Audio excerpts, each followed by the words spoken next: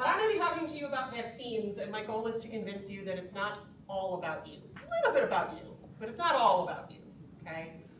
So obviously, vaccinations are a medical thing. I need to be very clear. I am not a doctor. I am not a nurse. I am no type of medical professional. I have a master's degree in chemistry, right? I am a teacher. I'm a scientist by trade. I have a fairly decent understanding of the science behind it, but I do not want you taking medical advice from me, okay? Go talk to a doctor who has practiced for this, all right? Clear? Expectations? Got it.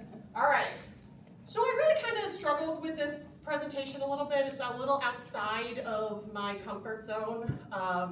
So I thought at first I could spend the whole presentation just giving you a whole bunch of facts about vaccine ingredients, focusing on things like mercury, which is one of the hot button topics, right? And I could tell you that the form of mercury that's used in vaccines is not the form of mercury that we necessarily worry about being toxic to humans. That ethyl mercury, that thing that we use in vaccines, this guy here, does not bioaccumulate, it does not store up in your body. Your body can get rid of that compound. This guy, methyl mercury, is the one that we worry about bioaccumulating and storing up in your body, okay? Not the same thing. And oh, by the way, if you are concerned about it, it's been removed from just about every vaccine except for the flu shot. So it is possible to avoid it. Or I could tell you about formaldehyde and how you get more formaldehyde from eating food than you do from getting a vaccine. And that it's actually a necessary part of human metabolism. And that all humans actually have a detectable trace of formaldehyde in your blood. But I won't spend the whole presentation doing that. Then I thought I could spend the whole presentation just hammering you with facts about how vaccines actually work, right? The evidence to support the fact that vaccines work. Like this lovely graph of measles cases from the state of Illinois from 1917 to 2025. I'll give you 3 guesses of when the vaccine was approximately introduced, and the first 2 don't count. Okay? You're looking at right about in this area of the graph is when we introduced the measles vaccine. They work. Okay? If they didn't work, we wouldn't be using them, but they work. We'll revisit this part of the graph later, because this part of the graph looks a whole lot like zeros. They are not. We'll revisit that later. Okay? But I won't spend the whole presentation doing that either. Okay? Then I was like, well, correlation does not equal causation, and it's something we confuse on a fairly regular basis. So I could spend the rest of my time giving you weird examples of things that correlate and have nothing to do with each other. Like the US household spending on laundry and cleaning supplies correlates with the Google searches for flights to Antarctica. Okay? And if you do find this interesting, there is an entire website that does nothing but this. They just give you these totally random things that correlate, but it does not mean that one causes the other. There is no known causative link between vaccines and autism. Okay? Correlation, maybe. Causation, no proof. Okay? I won't spend the whole presentation doing that either. Instead, I'm going to make a somewhat of an emotional kind of approach. I won't get too emotional, and there'll still be numbers, because I'm a numbers girl at heart. But we're going to go with the college theme and talk about empathy and kindness. So I'm establishing baseline facts. Vaccines work and they are safe. And here we get back to, it's not all about you. Okay? Now, don't get me wrong. This is not a lose-win situation. This is a win-win situation. If you get vaccinated, you get all of the benefits of getting vaccinated, right? You have a lower infection risk, generally speaking, not zero, but lower infection risk. If you do get sick, you have, generally speaking, shorter and milder illness times. But the one I'm focusing on is then you have a much lower risk of passing it to somebody else, okay? You consider yourself to be a general healthy individual and you are not generally concerned with getting sick, that's wonderful. But somebody in this room is, I can almost guarantee it. Okay?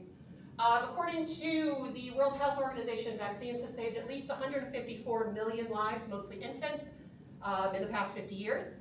According to the CDC, about 4 million deaths are prevented worldwide every year by childhood vaccinations. They work. They save lives if we start thinking about what other people are going through. So this thing You may have learned this term at some point called herd immunity. It's now called community immunity, which I have to say is much more fun to say. It is a much more fun term to just roll off the tongue. Vaccines work when a certain percentage of the population has it, okay? That number changes depending on which vaccine and which disease you're talking about. Depends on how contagious something is, how much of the population needs to be vaccinated against it to prevent the spread, or help prevent the spread. This is the definition of community immunity, okay? Protection from an infectious disease as a result of living in a community, which we all do, where a large number of people are vaccinated against that disease. When enough people are vaccinated against a disease, it is harder for the disease to spread. Community immunity helps protect those who have not been vaccinated, including newborns, pregnant women, and people with certain illnesses who cannot receive vaccines. In other words, the most vulnerable members of our community. Okay?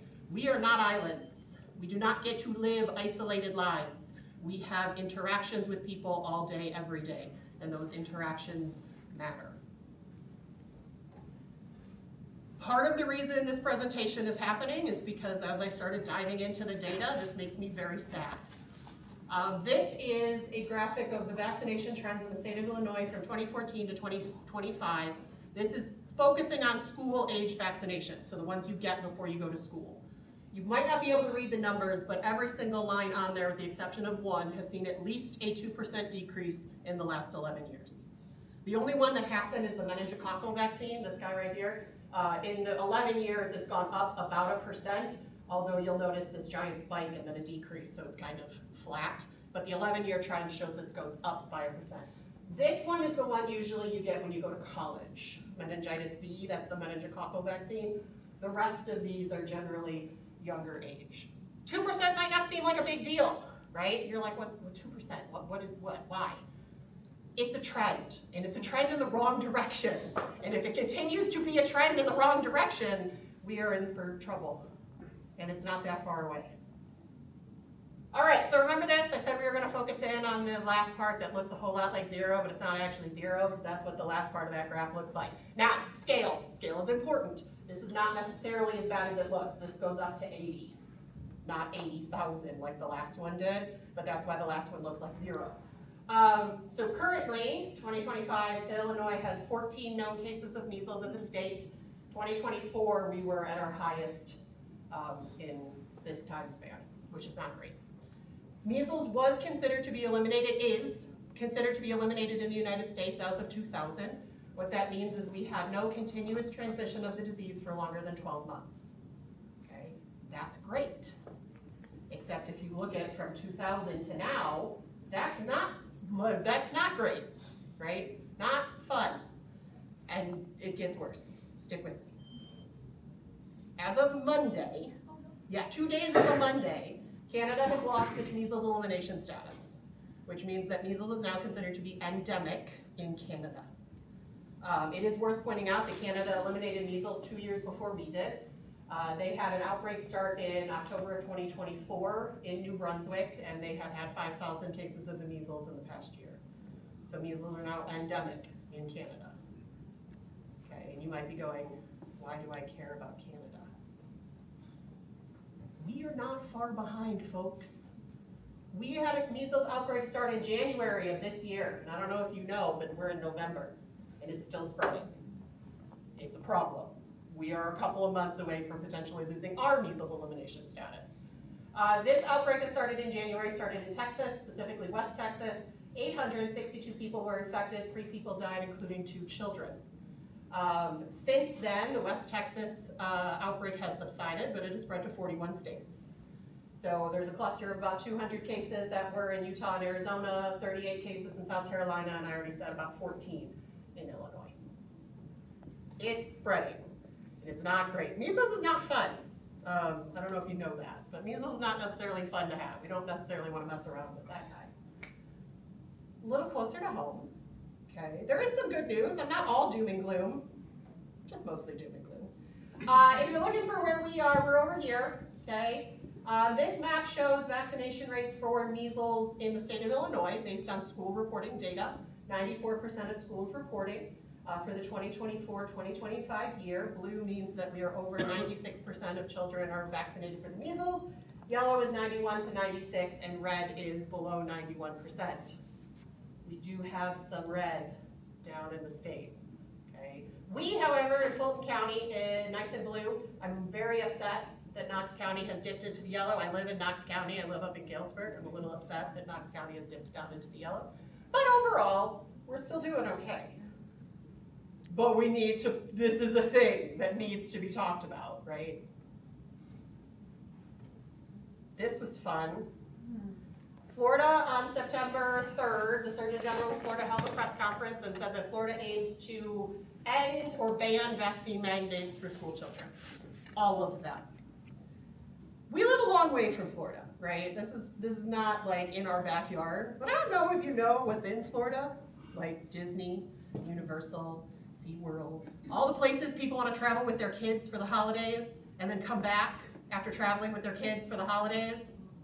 This is a problem.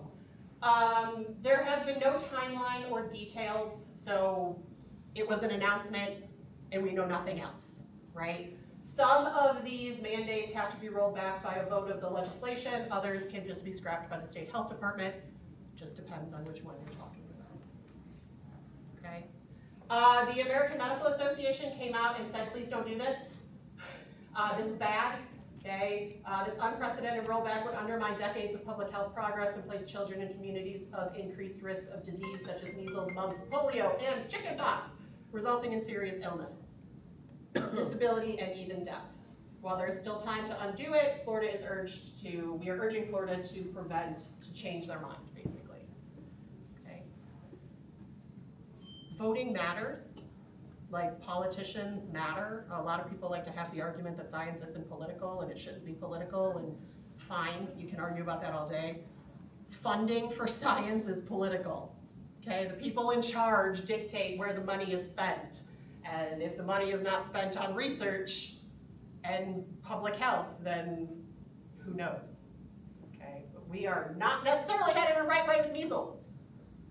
I can't change that necessarily other than changing your minds and making you go talk to people. I want to switch gears a little bit. I want to talk about something everybody in this room can leave here and do if you haven't already. And it's this guy.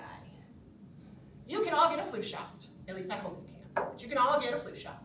Okay, what you're looking at here currently, and if you can't see on that side of the room, current vaccination rate for the state is at 17.1%. That is this current 2025-2026 year through October. Not a great number, but also historically November is a fairly busy time for flu shots, so it's not too late. I have posted the data here from 2019 to 2025. You'll notice we've never reached over 34.2% of vaccination rates in Florida. Or Illinois, not Florida. Sorry, mine's 2 slides ago. Okay. State goal, by the way, is 70%. So just for a benchmark, if we're talking about that community immunity part, state goal is 70%. We've never gotten over 34. And I am picking on the 18 to 49-year-old group here. I am part of that group. A lot of you in this room are part of that group. We are historically the lowest or the second lowest vaccinated group for flu shots. And trust me, I get it. When I was 18 and I was in college, I was not getting a flu shot. Not because I didn't believe in it, just because I didn't think about it, right? I thought, I don't really get sick. I don't really need to worry about it. I'm fine. And trust me, I understand that mentality.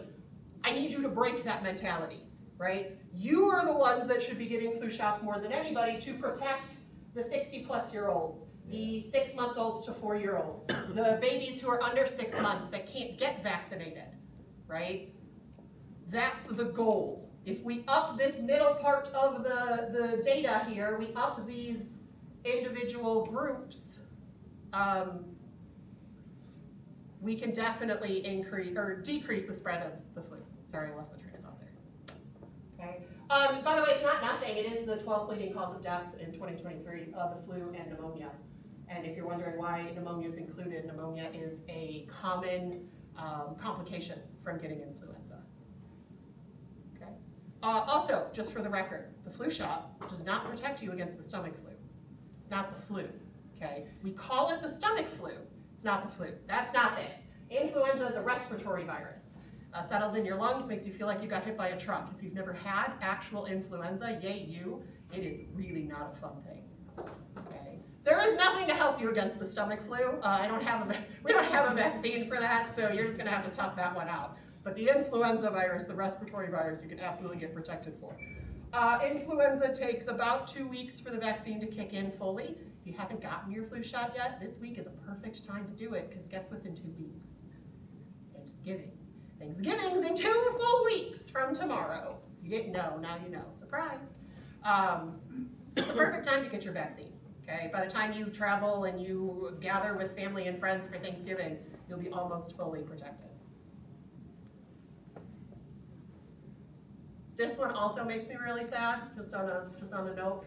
The dashboard for Illinois only went back to 2023, so we don't have necessarily available data from when the COVID shots first came out in 2021, but 12.3% is where we're currently sitting at for the COVID shot. Now, I know that this year is weird. CDC changed its guidelines and nobody really knows what's going on or what's to do. I do know that you can get a COVID shot from Walgreens. I have. So if you are interested in that, talk to your doctor, see what they say. Okay. But this one matters too. It's not just the flu. This is going to be a yearly vaccine, almost certainly, just like with the flu vaccine. Okay. Again, it's not about you. It's about everyone else. All right, so what do you do now that I've maybe depressed you? I don't really know, I've depressed myself. I did during research for this. It's not always a fun thing to think about. If I've depressed you, I'm sorry. If you haven't gotten a flu shot, I'm hoping I've convinced you to at least go get a flu shot, hopefully also a COVID shot. If you have access to, if you have children, or you have friends that have children, or you have family that have children and they are on the fence about vaccines, I would love for you to be able to talk to them about it. But please, for the love of God, talk to your doctor. Okay, and then when your doctor tells you something, believe what they're telling you. It's not a conspiracy theory, okay? If they recommend something, most likely it's okay. If you are able to, obviously get vaccinated if you can. Now, if you're allergic to something in a vaccine, obviously don't do that, but that's if you have an allergy. I'm not talking necessarily to you. Obviously, we're heading into peak flu and COVID season. Get vaccinated so you can help protect the most vulnerable in our population. And if you get sick, stay home. If you can't stay home, wear a mask. I understand that those 3 bullet points, having access to health insurance, having access to a doctor, being able to stay home when you're sick is a privilege. I get it. Not everybody has sick leave, not everybody has health insurance. It's becoming a luxury. I understand that. Those of us that have it, it is more important than ever that we use it to protect the vulnerable members of the population, whether that's because you don't have health insurance, you don't have access to a doctor, you can't stay home from work. If you are able to, please get vaccinated. And then if you're over the age of 18, vote for candidates who are going to support funding scientific research, who are going to listen to the data when it comes out of scientific research, who are going to make decisions based on data, not on feelings. And I say that knowing that I just was kind of an emotional-ish plea. Still don't want decisions being made on emotions. That's all I have for you.